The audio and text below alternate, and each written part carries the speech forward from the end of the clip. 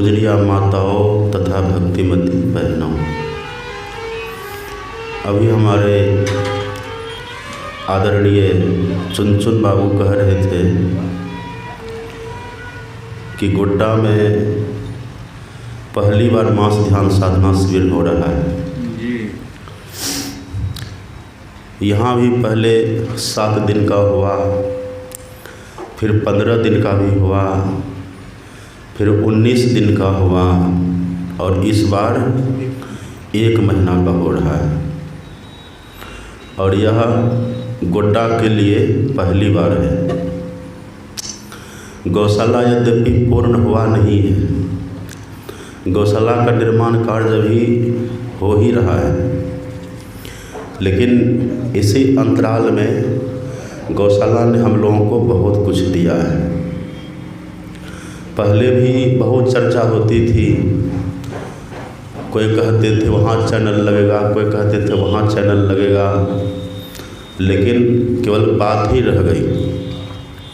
आपको गौशाला ने गोड्डा को दुनिया के सामने खड़ा किया। दिशा टीवी चैनल यहाँ लगा था और सैकड़ों देश में वह कार्यक्रम देखा गया था। वह भी पहली बार गोड्डा में हुआ। तो गौशाला आपको नुकसान की तो बात ही नहीं है। इसी तरह से ऐतिहासिक काम सब दिन ये गौशाला करती रहेगी। बस आवश्यकता है थोड़ा स्नेह सौहार्द, आपसी स्नेह प्रेम रहे, ये सब होता रहेगा, सब दिन होगा।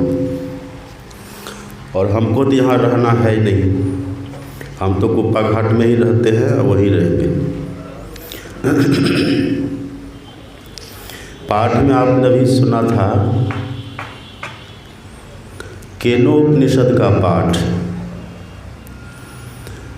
केन का अर्थ होता है किससे। केन उपनिषद, तो केन का अर्थ होता है किससे, मतलब किससे ईश्वर जाना जाएगा, ईश्वर का दर्शन किससे होगा और ईश्वर का दर्शन क्यों करें। ये वर्णन जहाँ है उसी को बोलते हैं केनोपनिषद। आपने सुना पाठ में 2 श्लोक का पाठ सुनाया गया। दूसरा श्लोक आपने सुना, इह चेद वेदिदत सत्यमस्ति न चेदिहा वेदीन महति विनष्टि भूतेषु भूतेषु विचित्य धीरा प्रत्यास्मा लोकादमृता भवन्ति। ऋषि कहते हैं यदि इसी जन्म में ब्रह्म को जान लिया तब तो ठीक है, और यदि नहीं जाना तो बड़ी भारी हानि है। हानि क्या है? हमारे गुरु महाराज जी कहते थे हानि बस यही है, अभी जो मानव का तन मिला है जहाँ हर तरह की व्यवस्था है। आप देखते हैं सर्दी का समय आता है, हम लोग रजाई कंबल की व्यवस्था कर लेते हैं, हीटर की व्यवस्था कर लेते हैं, अग्नि जला धधका लेते हैं, अनुकूल व्यवस्था कर लेते हैं। फिर गर्मी का समय आता है, पंखा चलाते हैं, वैसा वस्त्र पहनते हैं, सब व्यवस्था कर लेते हैं। हम मनुष्य हैं, भूख लगती है, भोजन कर लेते हैं, प्यास लगती है, पानी पी लेते हैं। और सबसे बड़ी बात यह है कि जब कोई रोग होता है उसकी चिकित्सा, उसकी औषधि उपचार भी करवा लेते हैं। ये सारी अनुकूलता है इसी मानव तन में। हमारे सद्गुरु महाराज जी कहते हैं यदि हमने इसी जन्म में ब्रह्म को नहीं जाना, नहीं समझा, तो सबसे बड़ी भारी हानि यही है, अभी जो मानव का शरीर हम और आप सबका है ना, यह हाथ से निकल जाएगा। होगा क्या? कबीर साहब कहते हैं 184 भ्रमी के पाँव पर अटके आए, अब की पासा ना पड़े फिर 84 जाए। 84 लाख में चले जाएंगे। ये संतों का प्रत्यक्ष देखा हुआ ज्ञान है।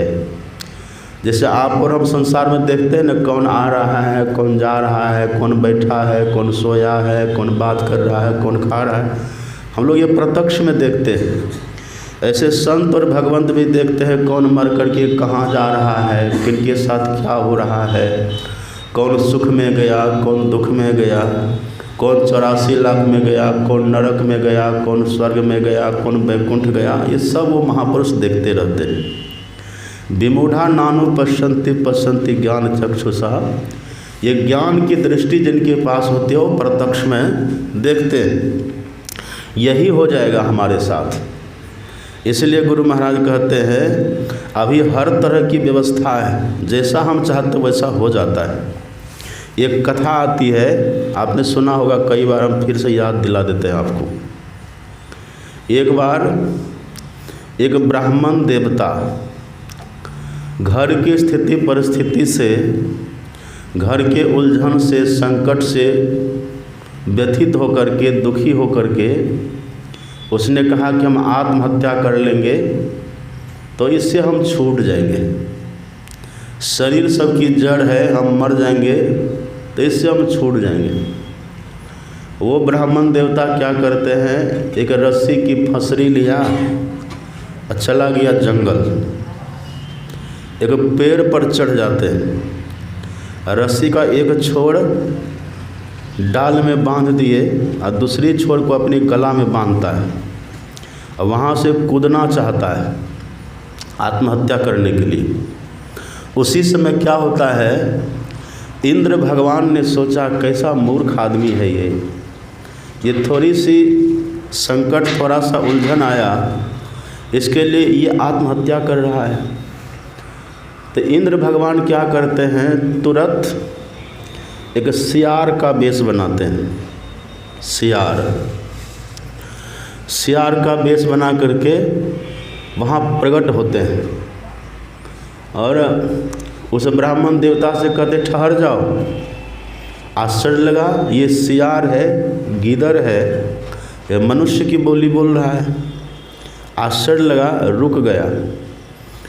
तब वो ब्राह्मण देवता से सियार पूछता है ऐसा कुकृत्य क्यों कर रहा है।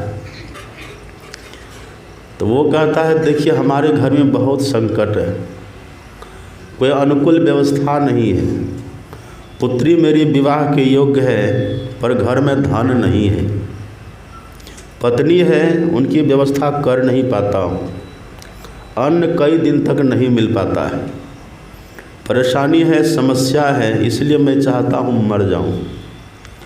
तब वो जो सियार हैं इंद्र भगवान, वो कहते हैं कि सुनो ज़रा मेरी तरफ तुम देखो। अपना हाथ दिखाता है सियार, कहा कि देखो मेरे हाथ में क्या है।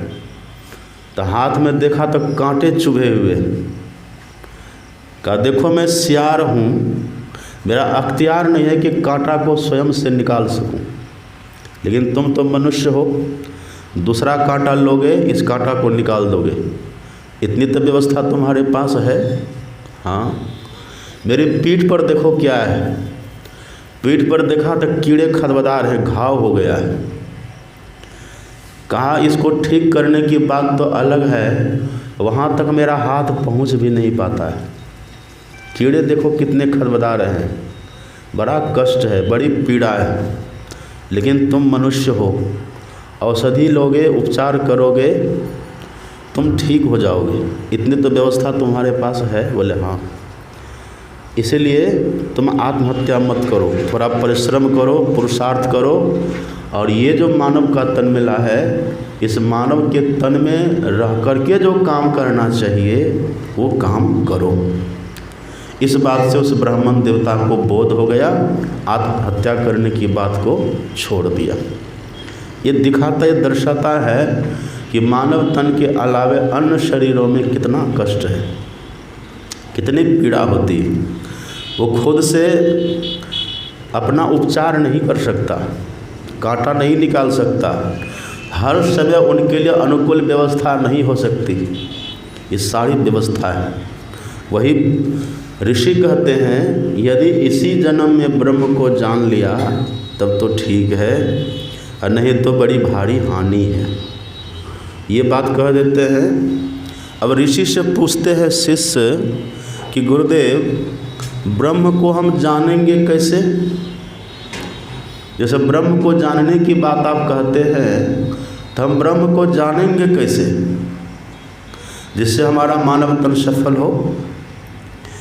तो ऋषि कहते हैं, आपने सुना पाठ में, यन मनुषा न मनुते यनाहुर मनोमतम तदेव ब्रह्मत्वं विद्धि नेदग यदिद मुपासते। ऋषि कहते हैं कि सुनो, ब्रह्म के लिए याद रखो, जिसका दर्शन कर लो और समझो कि ब्रह्म है, नहीं, वो ब्रह्म नहीं है। कम से कम ये बात बुद्धि में बैठा लो कि ब्रह्म कहते हैं किसको। तो ऋषि कहते हैं जो मन से मनन नहीं किया जाता, बल्कि जिससे मन मनन क्या हुआ कहा जाता है। और ये कहने का भाव ये है कि मन में जो मनन करने की शक्ति है वो जिनसे है, और ये मन जिनका मनन नहीं कर सकता वही है ब्रह्म। इस बात को बैठा लो। अब कहिए ये बात अगर दिमाग में बैठ जाए तो भटकन हमारा रहेगा। एक जगह हमारे गुरु महाराज जी कहते हैं प्रवचन में, आप पढ़ेंगे, हमारे गुरु महाराज जी कहते हैं, इसी बात को कहते कहते मुझे 20 वर्ष हो गए, लेकिन अफसोस है कि कुछ ही लोग समझ पाए, नहीं समझ पाते हैं। ये बात बुद्धि में खूब बढ़िया से बैठा लेना चाहिए। वेद भगवान कहते हैं जो मन से मनन नहीं किया जाता। अच्छा, मन है क्या? सब कोई जानते हैं, इंद्रिया नाम मनोनाथो, इंद्रियों का स्वामी है मन। ये कहने का भाव, जब स्वामी ही नहीं जान सकता है तो ये सेवक कैसे जानेगा? जब मन से भी हम ब्रह्म का चिंतन नहीं कर सकते तो आँख से हम कैसे देखेंगे, कान से हम कैसे सुनेंगे, मुंह से हम कैसे बोल सकते हैं? ये भाव है कहने का। इसी को खुलासा हमारे गुरु महाराज जी कर देते, आप पढ़ेंगे पदावली में, मन बुद्धि इंद्रियन को गम नाही, खुलासा कर दिए। न मन से ईश्वर का दर्शन हो सकता है, न तो बुद्धि से हो सकता है, न तो अन्य किसी इंद्रियों से हो सकता है। इस ज्ञान को, इस बात को मन में बैठा लेना चाहिए। एक कथा आती है,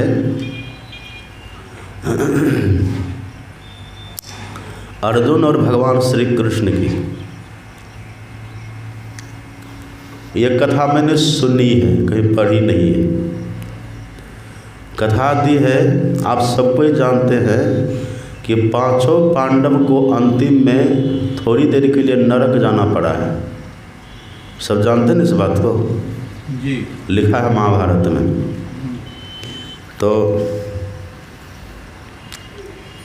वहाँ भगवान इतना प्रेम करते थे पांडव से, ऐसा महापुरुष कहते हैं कि पीछे से भगवान भी गए हैं उनको देखने। जब भगवान भी वहाँ गए तो भगवान को आकर के अर्जुन प्रणाम करते, प्रणाम किए तो भगवान ने एक बहुत सुंदर बात वहाँ कही। भगवान कहते, अर्जुन जो एक बार भी मेरा दर्शन कर लेता है उसको नरक कभी नहीं होता है। तो अर्जुन कहता है, आपका झूठ अभी तक नहीं छूटा है, कितनी बार मैंने आपको देखा है। भगवान कहते, अगर तुम देखता तो तुम्हारे लिए नरक का अस्तित्व रहता ही नहीं। स्वर्ग नरक सब भागे गयो भाड़ में, चरणदास सुंदरदास जी महाराज कहते हैं। जो ब्रह्म का साक्षात्कार कर लेता है, ईश्वर का दर्शन कर लेता है, उनकी दृष्टि में नरक स्वर्ग कुछ नहीं रहता, ब्रह्म ही ब्रह्म रहता है। तो भगवान ने कहा, अगर तू एक बार भी दर्शन करता तो यहाँ नहीं रहता। अर्जुन कहते हैं कि मैंने कितना आपका दर्शन किया, आप मेरा सारथी बने, आप मेरा शाला भी बने। एक ही बहन थी ना सुभद्रा, विवाह अर्जुन से ही हुआ है और कोई दूसरे ने नहीं कराया, खुद भगवान ने कराया है। फिर और उसके पहले के संबंध में भगवान का फुफेरा भाई भी अर्जुन है। ये सब है तो अर्जुन कहते हैं कि इतना इतना संबंध है और आप ही के साथ मैंने खेला खाया और आप कहते हैं कि मुझे नहीं देखा। तो अर्जुन अंतिम में कहता ठीक है, मान लीजिए प्रभु पहले की बात झूठ हो, मानते हैं कि पहले हमने आपको कभी नहीं देखा, लेकिन अभी तो आपको देख रहा हूँ, अभी तो आप मेरे सामने खड़े हैं और मैं आपके सामने खड़ा हूँ, अभी तो आमने सामने हम लोग हैं, तब भी क्यों नरक में हैं। तब भगवान मुस्कुराए और मुस्कुरा करके कहते हैं कि अब भी तो मेरा दर्शन नहीं कर रहा है। तब अर्जुन को झटका लगा। एक श्लोक है गीता में, आप पढ़ेंगे, अव्यक्तं व्यक्तिमापन्नम माम अव्यक्तं व्यक्तिमापन्नम मन्यन्ते माम बुद्धयः परम भावमजानन्तो ममावेय मनुत्तमम्। भगवान कहते जो मूर्ख है वो मुझे ये समझ रहा है मैं ये नहीं हूँ, जो देख रहे हो ना ये मैं नहीं हूँ, इससे अतीत हूँ मैं, इसके भीतर हूँ मैं, अव्यक्त हूँ मैं। अव्यक्त कहने का मतलब इंद्रियों की पकड़ से परे हूँ मैं। आँख मुझे देख नहीं सकती, ये आँख नहीं देख सकती, वो मैं हूँ। मन से मेरा मनन नहीं हो सकता, वो मैं हूँ। बुद्धि मेरे लिए कुछ निर्णय नहीं कर सकती, वो मैं हूँ। जहाँ बुद्धि भी लंगड़ी हो जाती, अव्यक्त कहने का भाव ये सारी घटनाएं घटी और भगवान ने समझाया है।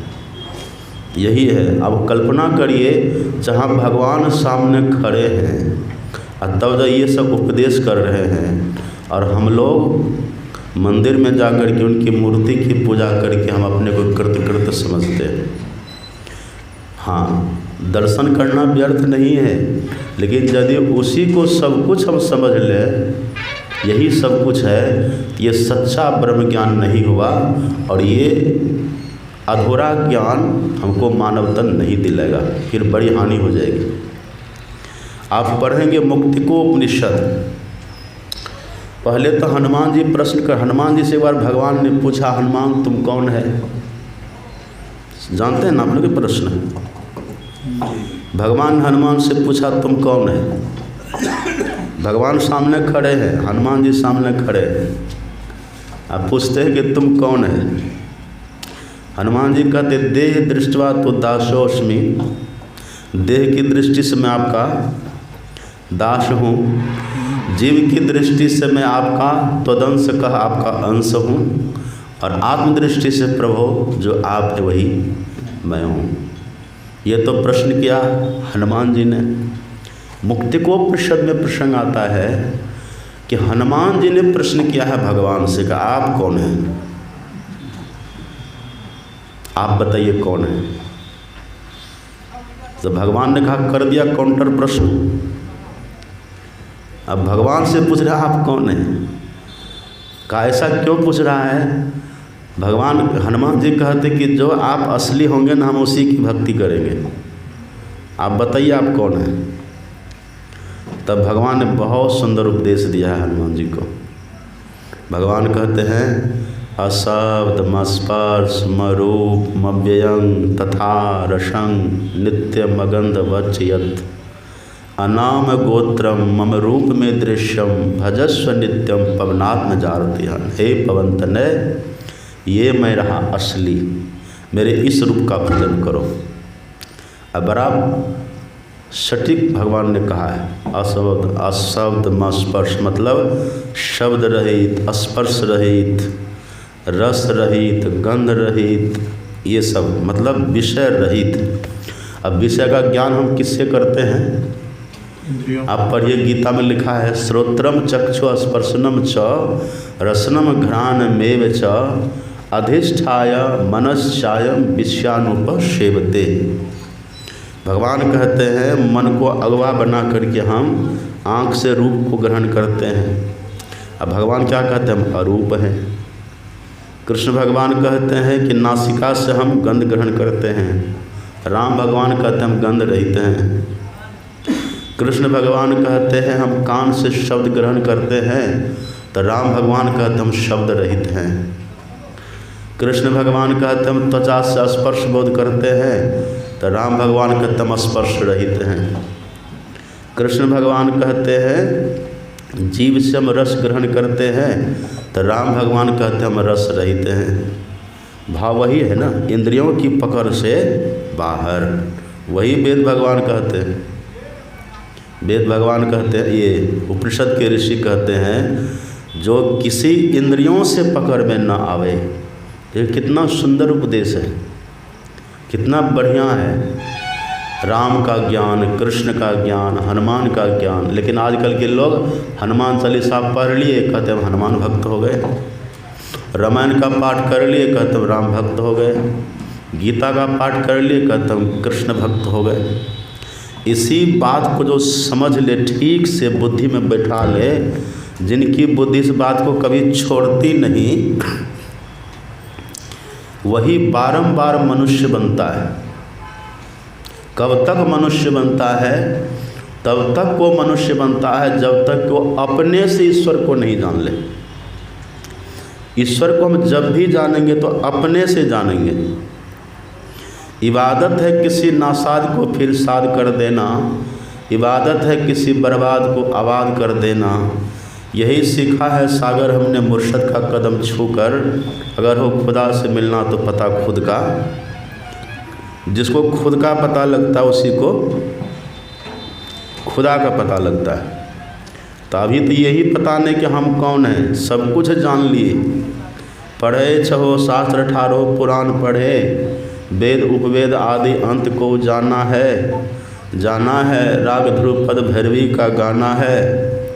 इतना जो जाना है खाक धूल छाना है, जाना है वही जिन आत्म निज पहचान है, जो आत्मा की पहचान करे। महर्षि दयानंद गए स्वामी विरजानंद के यहाँ। स्वामी विरजानंद जी महाराज प्रज्ञा चक्षु थे, मतलब ये आँख तो उनको नहीं थी, लेकिन भीतर की आँख उनकी खुली हुई थी, प्रज्ञा चक्षु। महर्षि दयानंद जाते हैं, अपने कमरा में बंद थे। विरजानंद स्वामी किवाड़ को बाहर से खटखटाते हैं, भीतर से पूछते हैं कौन? तब बाहर से कहते हैं गुरुदेव मैं यही जानने के लिए आया हूँ कि मैं कौन हूँ। मैं कौन हूँ यही जानने के लिए मैं यहाँ आया हूँ। तब वो कहता अच्छा ये जानना चाहता है? बोले हाँ। तो अब तक जो कुछ तुम जाने हो सबको जाओ नदी में बहा दो, तब आना मेरे पास, तब तुमको बताऊंगा कि तुम कौन हो। सर्वं त्यक्त्वा मनः पीत्वा योषि सोषि स्थिरो भव। सबको छोड़ करके मतलब सभी इंद्रियों को छोड़ करके, मन बुद्धि चित्त अहंकार को छोड़ करके, तब जो तत्व बचता है वही है हम। और जिस दिन हमें हमारा पता लग जाता है, हमारे गुरु महाराज कहते हैं उस दिन ईश्वर हेराया हुआ नहीं रहता है। जिस दिन हमें हमारा पता चल गया उस दिन ईश्वर प्रत्यक्ष हो जाते हैं। यही ज्ञान को ठीक से बैठा लेना है भीतर में, तब भटकन नहीं रहेगा। ये ज्ञान जो अपने भीतर बैठा लेते हैं उनको सभी देवी देवताओं की पूजा करने से भी ज़्यादा फल मिल जाता है। ये ज्ञान भीतर में नहीं है और सभी देवी देवता की पूजा करते रहिए 84 में चले जाएंगे, क्योंकि संभालता है तो ज्ञान, मोक्ष की ओर अग्रसर करता है तो ज्ञान। पूजा पाठ तो कोई भी कर लेता, चोर भी पूजा करता है, चोर भी भगवान शंकर के शिवलिंग पर जाके जल चढ़ा देता है। क्या वो मनुष्य बन जाएगा? और जिसके पास ये ज्ञान हो जाएगा वो न चोरी करेगा, जिसके पास ये ज्ञान हो जाएगा न नशाओं का सेवन, न हिंसा, व्यभिचार, दुराचार कुछ नहीं करेगा। ये ज्ञान जिनके पास हो जाएगा वो आदमी, ये ज्ञान वाला, बाहरी पूजा पाठ से भी मन को उपराम कर लेगा। एक को पकड़ लेगा ठीक से, एक गुरु महाराज को पकड़ लेगा, अपने इष्ट को पकड़ लेगा और वहीं से भक्ति प्रारंभ कर देगा। उनका अटकन भटकन छूट जाता है। अभी सब ध्यानाभ्यास यहाँ कर रहे हैं, साधना सत्र चल रहा है और आने वाला है दीपावली, छठ। यहाँ बहुत चेहरा आपको नहीं दिखेगा। क्यों नहीं दिखेगा? कारण है, मेरी बात थोड़ी कटु होती है, लोग को लग जाते हैं, लेकिन सत्य यही है। निष्ठा अगर होगी, एक निष्ठा, तो सब देवी देवता आपको यहीं पर फल दे देंगे। बस निष्ठावान होकर के लगे रहिए। गुरु महाराज के अंदर सब देवी देवता का वास है। तो क्या छठ मैया का वास नहीं है? लक्ष्मी माँ का वास नहीं है? फिर क्यों भटक रहे हैं? बात कुछ नहीं है, लोग आप निभाइए कर्तव्य, लेकिन वो फल बड़ा खतरनाक देगा। तत्काल आपकी मनोवांछा पूरी होगी, लेकिन ये जो थोड़ा जो ज्ञान में कमी रह गया ना, ये कमी आपको नुकसान दे देगा। ये दृढ़ता जिनके भीतर आ जाए, जो कभी हिले ना, कभी डिगे ना, ब्रह्म ज्ञान जिनके भीतर बैठ चुका है, ऐसा व्यक्ति मरने के क्षण भी इस ज्ञान को लेकर के मरता है और वो ज्ञान उसको अन्य योनि में नहीं जाने देता है। और जब पहले से ढिसमिस हैं, पहले से डामाडोल हैं, तो फिर कहीं भी चले जाएंगे। कितना समय हुआ? 9-10 हुआ। इसीलिए कहते हैं, अब देखिए दर्शन ये कैसे करेंगे, ये दर्शन हमको कैसे होगा, हम किधर चले ये दर्शन पाने के लिए। जो ब्रह्म का दर्शन वेद ऋषि कहते हैं, उपनिषद के ऋषि, वो दर्शन किधर जा कर के होगा। तो कबीर साहब की वाणी आप पाठ में सुन रहे थे, बांका पर्दा खोली के सन्मुख ले दीदार, बाल स्नेही साइयाँ आदि अंत का यार। बांका पर्दा किसको कहते हैं? बांका पर्दा कहते हैं आँख बंद करने के बाद जो घोर अंधकार दिखता है, ये बांका पर्दा है। बांका इसलिए कि बड़ा कठिन है, ये अंधकार को तोड़ना बड़ा कठिन है। गुरु नानक देव जी महाराज कहते हैं वज्र कपाट, ये वज्र की तरह वज्र कपाट, लेकिन इससे मुक्त हो जाते कौन? गुरुमति। वज्र कपाट मुक्ते गुरुमति। जो गुरुमति लोग हैं, जिनके पास गुरु की युक्ति है, वो ऐसे कठिन कपाट बांका पर्दा इसको खोल करके बाहर हो जाते हैं। बांका पर्दा खोली के सन्मुख ले दीदार, बिल्कुल सामने सामने जो देखते रहेंगे। हमारे गुरु महाराज जी इसी बात को कितना बढ़िया कहें, आप पदावली में पढ़ेंगे। गुरु महाराज कहते हैं ऐन महल पट बंध के चलो सुख मन घाटी हो। कबीर साहब क्या कह रहे थे? नैनों की करी कोठरी पुतली पलंग बिछाए, अब पलकों के चिकडारी के पिय कुलिया रिझाए। तो नैनों की करी कोठरी, हमारे गुरु महाराज कहते हैं ऐन महल, ऐन मतलब भी आँख और नैन मतलब भी आँख, अब कोठरी मतलब भी महल और महल मतलब भी कोठरी, एक ही बात है। तो कबीर साहब कहते हैं नैनों की करी कोठरी पुतली पलंग बिछाए, अब पलकों के चिक डाड़ी के पिय कुलिया रिझाए। हमारे गुरु महाराज कहते हैं ऐन महल पट बंध के चलो सुखमन घाटी हो। दृष्टि डोरी स्थिर रहे, जब दोनों दृष्टि की डोर हमारे सामने स्थिर रहेगी तो फल क्या होगा?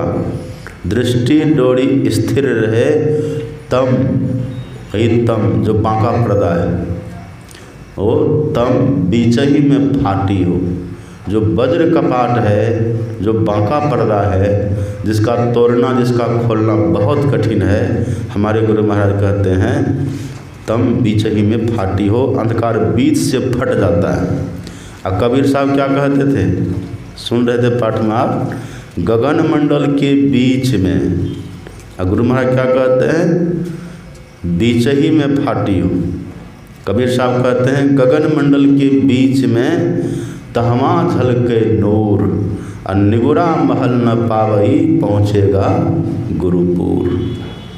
हमारे गुरु महाराज कहते हैं दृष्टि डोरी स्थिर रहे तम बीच ही में फाटी हो। लेकिन ये निगुरा लोगों से नहीं होगा, निगुरा लोगों से नहीं होगा, ये उनसे होगा जो गुरु के ज्ञान को जानते हैं। और गुरु के ज्ञान को भी जान करके नहीं करेंगे, अभ्यास नहीं करेंगे, तब भी नहीं होगा। जैसे मान लीजिए आपको भूख लगी हो और आपके सामने थाल में अन्न परोस करके रख दे और आप नहीं खाइए तो पेट भरेगा? आगे में थाली में अन्न है परोसा हुआ, आपको भूख भी लगी है, अब खाइए तो पेट भर जाएगा। इसी तरह से दीक्षा हम ले लिए तो ज्ञान तो हमारे पास है, आप पर नहीं करेंगे तो नहीं होगा। करेंगे, थोड़ा थोड़ा भी करेंगे, slow and study wins the race. जो धीरे धीरे भी करे पर लगातार करे। अब कुछ लोग क्या करते हैं, करेंगे तो बहुत करेंगे और छोड़ेंगे तो फिर छोड़ ही देंगे महीना दिन तक। तो वो नहीं, जो प्रतिदिन नियम बांध करके करते हैं, थोड़ा थोड़ा करेंगे। अब इतनी इतनी जो बातें हैं, ये सब बात झूठ है क्या?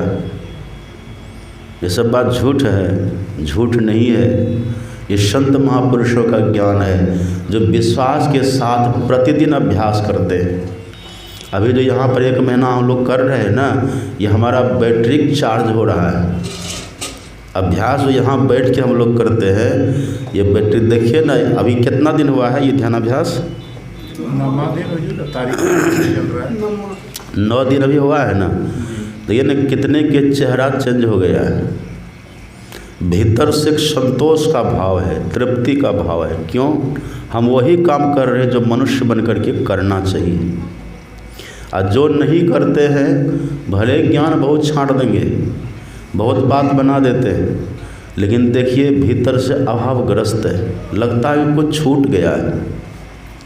और 30 दिन तक होते होते देखिएगा गुरु महाराज की दया से किसी का मंत्र सिद्ध हो जाएगा। बोलिए प्रेम से। गुरु महाराज की दया से किन्हीं को गुरु महाराज का दर्शन हो जाएगा। जितनी निष्ठा से जो करेंगे उतना लाभ होता रहेगा। ये लाभ कोई संसार आपको देगा? ये अपने से। कुछ काम ऐसा होता है जो खुद से करना पड़ता है, कुछ काम ऐसा होता है जो खुद से करना पड़ता है। भोजन करना है तो आप खुद खाएंगे तब ना पेट भरेगा। भोजन करना है खुद खाइए। अब मरना है तो दूसरा कोई मरेगा हमारे लिए? कोई बोले कि चलो तुम मर लो मेरे लिए, हम नहीं मरेंगे, होगा? विवाह करना तो कोई दूसरा करेगा मेरे लिए विवाह, फेरे तो खुद लगाने पड़ेंगे। तो कुछ ऐसे काम हैं जो हमारे लिए खुद से करना होता है। इसी तरह से सत्संग, ध्यान, भजन ये खुद से करना पड़ता है। ये मत सोचे कि फलाना करेगा तो हमको मिल जाएगा, नहीं। जो